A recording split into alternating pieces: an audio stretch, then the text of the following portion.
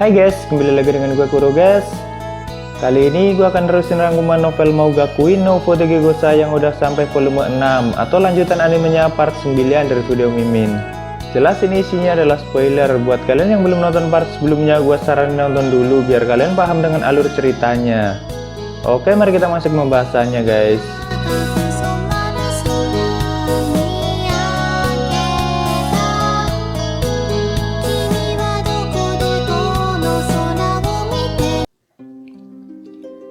Di cerita sebelumnya, Anos dan murid Akademi Iblis sedang mengadakan ekspedisi ke dunia bawah. Mereka juga memutuskan untuk menginap di Giorhes atau ibu kota Giordal. Karena sebentar lagi akan ada festival di seluruh Giordal. Festival itu seperti budaya mereka untuk berterima kasih pada tanah yang mereka tinggali guys.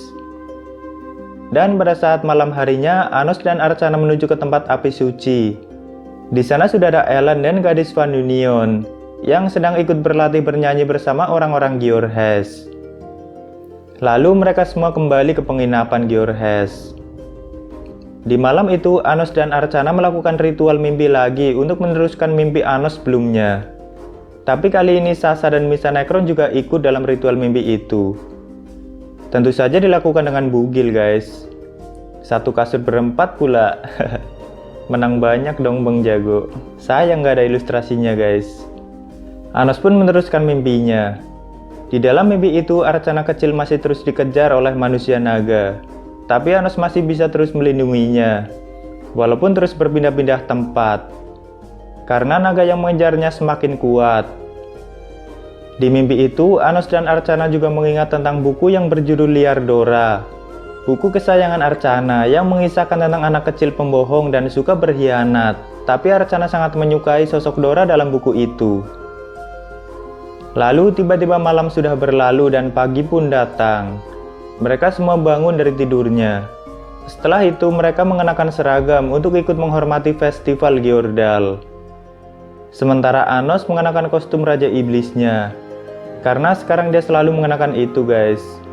Mereka pun menuju tanah suci tempat festival berlangsung. Pada saat itu Ahide muncul ke panggung dan memperingatkan rakyat kalau dewa yang mereka sembah tidak ada. Ahide masih terjerat kutukan Anos. Dia sudah seperti orang gila guys. Tapi dihentikan oleh para kesatria dan berhasil meloloskan diri dalam kerumunan. Ahide sebelumnya juga sudah melakukan sesuatu pada paduan suara Giordal. Jadi nyanyian naga festival itu diwakili oleh Ellen dan gadis-gadis Van Union. Tapi para gadis Van Union tetap menyanyikan lagu mereka tentang Raja Iblis. Walaupun terdengar asing, tapi para rakyat Giordal menyukainya guys. Sementara Anos dan Archana sedang mencari Ahide dan bertemu dengan salah satu kesatria Agaha yang bernama Daedric bersama dengan dewanya. Daedric juga salah satu kandidat God Selection dan dewa yang memilihnya adalah dewa masa depan Nafta. Dia menyapa Raja Iblis Anos. Dia juga sudah melihat masa depan kalau dirinya akan bertemu dengan Anos di tempat itu. Ini orang sedikit sopan guys, nggak kayak Ahide. Lalu dengan kekuatan masa depan Nafta mereka menangkap Ahide. Daedric datang ke tempat itu memang untuk menangkap Ahide. Karena pada saat Ahide menyerang dunia atas, Ahide mencuri Raja Naga milik negara Agaha untuk memerintah naga-naga yang lain. Setelah itu mereka membawa Ahide ke kastil suci untuk bertemu ketua Giordal. Di sini mereka memiliki tujuan masing-masing guys. Jadi Anos ingin masuk ke kastil suci untuk menanyakan tentang Dewa Sekhmet yang pernah diceritakan Archana. Dewa itu tidak pernah menunjukkan sosoknya, tapi ada orang suci yang selalu berdoa di kastil suci dan mengetahui tentang dewa itu. Sedangkan Daedric juga punya tujuannya sendiri. Mereka pun masuk ke kastil suci dan membuka gerbang suci yang jarang terbuka. Di dalam gerbang itu terdapat orang suci yang selalu berdoa dan berhubungan langsung dengan dewa dunia bawah. Sebagai imbalannya mereka membawakan Ahide dan gerbang pun terbuka. Lalu orang suci yang di dalamnya menemui Anos dan Daedric. Setelah itu uskup yang sebelumnya bertemu dengan Anos menceritakan semuanya dan menceritakan tujuan mereka juga. Tapi orang suci itu hanya akan mengabulkan permintaan satu orang. Anos dan Daedric harus memilih salah satu di antara mereka. Tapi mereka tidak ada yang mau mengalah guys. Sampai akhirnya Anos dan Daedric membuat kesepakatan. yaitu mereka akan bertarung sampai ada pemenangnya. Anos akan menghadapi dewa masa depan Naphtha, dan Diedrich akan menghadapi Arcana. Mereka pun bertarung di sini guys. Kita fokus ke pertarungan Anos yang sangat epik, karena musuh yang dia hadapi adalah dewa masa depan yang memiliki perintah masa depan, Naphtha. Kalau ada ilustrasinya pasti cakep nih dewa guys. Naphtha mulai menyerang Anos dengan tombak kristalnya secara beruntun. Tombak kristal itu juga sudah dilapisi kekuatan masa depannya. Jadi sebanyak apapun Anos menghindar tetap mengenainya. Naphtha terus menyerang Anos sampai darah Anos berceceran.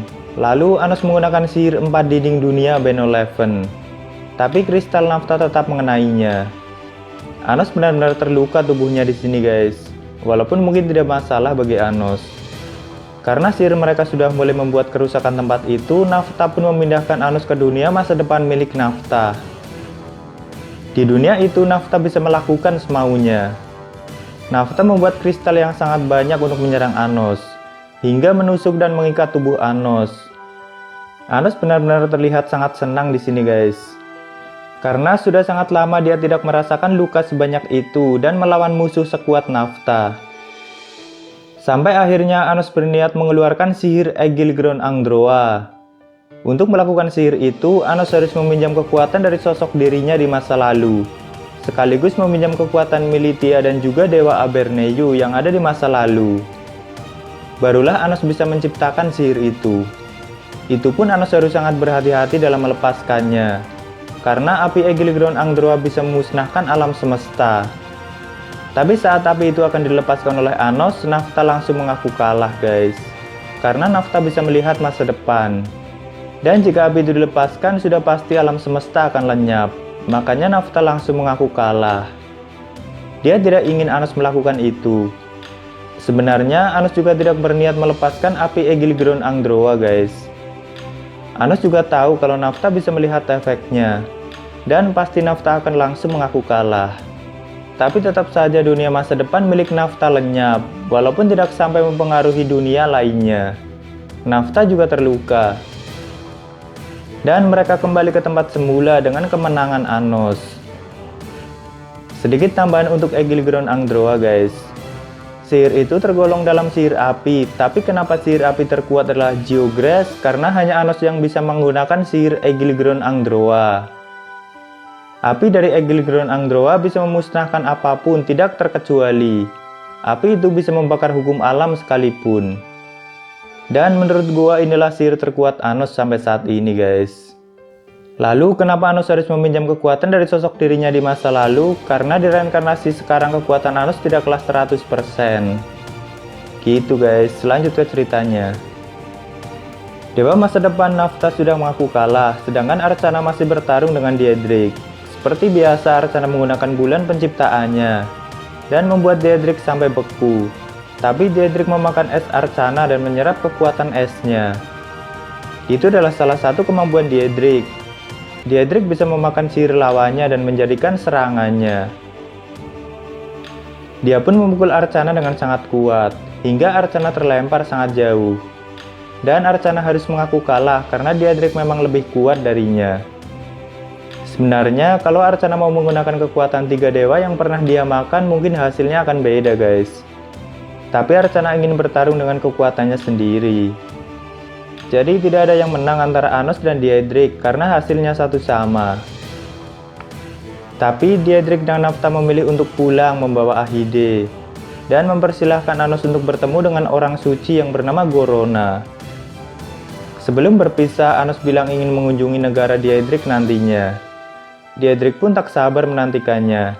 Dia juga berpesan pada Anos untuk mengajak Ellen dan teman-temannya karena Diedrich sangat menyukai lagu mereka. Anos juga bertanya pada dewa masa depan Naphtha, kenapa Naphtha masih mau bertarung dengan Anos, padahal pasti dia sudah melihat masa depan dan sudah tahu hasilnya. Tapi Naphtha tidak mau menjawabnya di sini guys.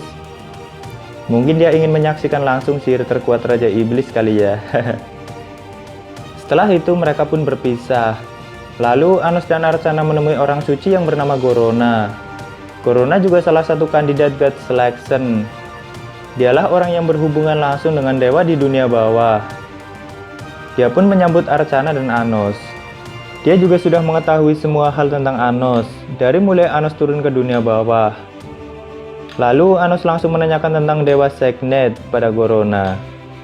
Gorona menjelaskan kalau Dewa Sekhmet sedang tertidur di dunia bawah, dan tidak boleh ada yang membangunkannya. Karena jika Dewa Sekhmet dibangunkan secara paksa akan terjadi malapetaka yang sangat besar. Lalu Gorona meminta Anos untuk mengembalikan Archana ke dunia bawah. Gorona berpikir kalau Anos sudah merebut Archana. Tapi Archana menegaskan kalau dirinya sendirilah yang sudah memutuskan untuk mengikuti Anos. Di sini Gorona juga menawarkan negosiasi dengan Anos, yaitu Anos harus menyerahkan Dilhaide dan Gorona akan memberitahu tempat Dewa Sekhmet. Tapi Anos menolaknya guys. Anos meminta negosiasi lain, yaitu Anos mengajak Gorona untuk berduel atau melakukan perang suci. Karena sesama kandidat God Selection memang diharuskan untuk bertarung. Dan jika Gorona mampu melukai Anos, Anos akan memberikan Archana. Lalu jika Gorona mampu menggores Anos, Anos akan memberikan Dilhaide. Sebaliknya, jika Anos bisa mengalahkan Gorona dan dewa pilihannya, Gorona harus memberitahu tempat Dewa Sekhmet. Gorona pun menyetujui kesepakatan itu guys. Dan mereka membuat kontrak seks, lalu bertarung bersama dewa pilihan mereka masing-masing. Dewa yang memilih Gorona adalah Dewa Suara Dordired. Dewa itu langsung bergabung atau menyatu dengan tubuh Gorona, dan membuat dirinya berubah menjadi raksasa. Lalu menggandakan dirinya menjadi 33 Gorona, dan menyerang Anos dengan sihir frekuensinya. Tapi Anos di sini cukup menggunakan sihir Zora Edipto dan Jiraj. Lalu menggabungkan sihir nyanyian milik Ellen dan gadis Pandunion yang sedang bernyanyi di festival. Hanya dengan itu Anos sudah bisa mengalahkan Gorona dan Dewa Dordired. Tentu saja Archana juga mengeluarkan kekuatan bulan penciptaannya. Gorona pun kalah telak di sini guys, dan tidak bisa melukai Anos sedikit pun. Setelah itu Gorona menyerahkan cincin kristalnya kepada Anos dan meminta Archana untuk memakan dewanya. Karena memang peraturan God Selection seperti itu. Tapi Anos tak tertarik dengan itu. Dia tidak akan membunuh Gorona. Anos hanya ingin tahu tempat Dewa Sekhmet. Gorona yang mendengar itu tidak bisa mengerti maksud Anos. Dan dia pun memberitahu tempat Dewa Jejak Sekhmet, yaitu berada di reruntuhan bawah tanah Riga Londrol. Tepatnya di sebelah barat kota Giorhes. Tapi karena hari sudah mulai malam, Anos memutuskan untuk kembali ke penginapan dan akan pergi ke reruntuhan esok harinya. Di penginapan, Anos terus mengobrol dengan Archana. Archana masih bingung kenapa Anos tidak membunuh Gorona. Karena sebelumnya Nafta sudah memperingatkan kepada Anos, kalau Gorona tidak dibunuh, nantinya Gorona akan menyebabkan kerusakan pada Dilhaide. Tentu saja Dewa Nafta sudah melihat masa depan. Tapi Anos bilang dia tidak bisa melakukan itu. Mau bagaimanapun Gorona adalah ketua bagi Gjordal. Dan jika Gorona mati pasti banyak rakyat Gjordal yang akan kehilangannya. Karena masih banyak orang baik di Gjordal. Jadi Anos akan mengatasinya jika nantinya Gorona mengancam Dilhaide. Lalu setelah larut malam, Anos dan Archana melakukan ritual mimpi lagi untuk meneruskan masa lalu mereka berdua guys. Tapi kali ini Sasamisa, Necron, Zeza dan juga Eleanor juga ikut bergabung. Mereka penasaran dengan masa kecil Anos. Tentu saja mereka semua melakukannya dengan bugil guys. Kalian penasaran gak posisi mereka kayak gimana?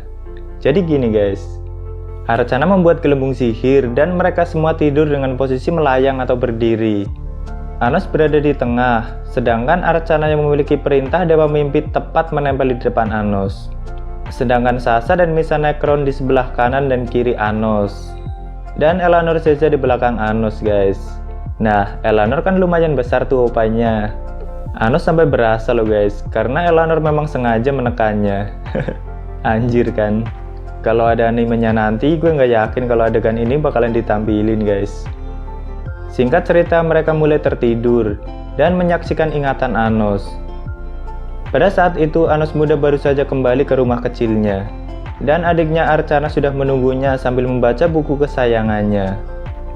Tak lama kemudian ada burung hantu yang datang ke rumah mereka dan membawakan surat untuk Anos muda. Tapi Anos sudah tahu kalau surat itu datang dari kota Midheist. Di era itu kota Midheist lah yang memerintah Dilhaide. Anos langsung membakar surat itu karena dia bilang sudah tahu isinya. Anos sudah beberapa kali dikirimi surat oleh Midheist, tapi Anos tetap tidak mau datang ke Midheist. Setelah itu Anos muda yang kelelahan lalu tidur. Sedangkan Archana kecil bermain di luar rumah. Archana melihat ada kucing yang lucu dan Archana mengikuti kucing itu ke dalam hutan. Tidak jauh dari rumah mereka guys. Dan kucing itu mendekati seorang pria dengan jubah hitamnya. Pria itu juga menyapa Archana dan meminta Archana untuk tidak takut dengannya. Pria itu mengenalkan dirinya. Dia bernama Chalice. Iya, dia Chalice Voldigoth guys. Chalice meminta Archana untuk membujuk kakaknya agar Anos mau membaca surat itu. Dan sebagai imbalannya, Chalice akan mengabulkan keinginan Archana. Di sini Archana meminta kalau dia ingin mempunyai sihir yang kuat seperti kakaknya, agar Anos tidak selalu melindunginya. Chalice juga akan mengabulkan keinginan Archana jika Archana berhasil membujuk Anos. Tapi Chalice menyuruh Archana agar tidak membuka surat itu, karena surat itu hanya boleh dibaca oleh Anos. Dan hanya sampai situ mimpi Anos berlangsung di malam itu guys. Karena hari sudah mulai pagi dan mereka semua pun terbangun. Untuk kelanjutannya tunggu video Mimin berikutnya. Kesimpulan untuk rangkuman kali ini, thank you banget buat Dewa Masa Depan Naphtha, karena sudah membuat Anos kegirangan dalam sebuah pertarungan guys. Bahkan Anos sampai nostalgia dengan luka yang diberikan Naphtha. Oke, mungkin segitu dulu untuk rangkuman kali ini. Jika ada yang kurang dari pembahasan video ini, kalian bisa nambahin sendiri di bawah. Silahkan subscribe biar nggak ketinggalan pembahasan lainnya. Thank you yang udah mampir, sampai ketemu di video berikutnya. Salam guru guys.